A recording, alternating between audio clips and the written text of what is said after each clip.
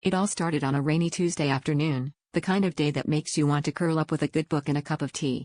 Instead, I found myself sitting across from my best friend in our favorite cafe, my heart pounding as she leaned in, eyes shimmering with a secret. "I'm seeing someone," she whispered, her voice a mix of excitement and guilt. My mind raced, trying to keep my face neutral, even as her next word shattered my world. "He's married," she admitted, cheeks flushed with a mix of shame and thrill, "but he says he has never felt this way before." As she described their clandestine meetings, the stolen glances, and whispered promises, I sipped my coffee, nodding along, all the while knowing the man she was describing was my husband. The days that followed were a blur of forced smiles and silent screams. Each time I saw my husband, a part of me wanted to confront him, to demand answers, but another part was paralyzed by fear. What if he chose her? My best friend, my confidant, the woman who knew me better than anyone else. The irony was almost laughable.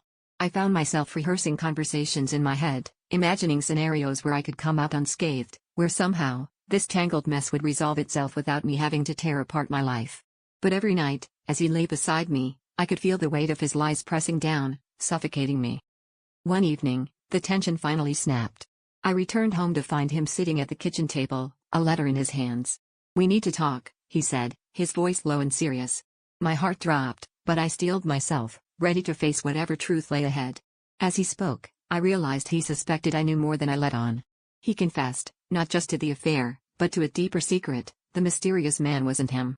Her lover was someone else entirely, and he had known all along. He had been wrestling with his own guilt over keeping it from me, fearing it would destroy both our marriage and my friendship. The revelation was a whirlwind of relief and confusion. My husband wasn't the man my best friend was having an affair with, but he had been complicit in the deception, protecting me from a truth I had already guessed. We sat there in silence, the storm outside mirroring the chaos within me. I didn't know who to trust, or what to believe anymore. The betrayal wasn't just in the affair, but in the secrets we had all kept from each other.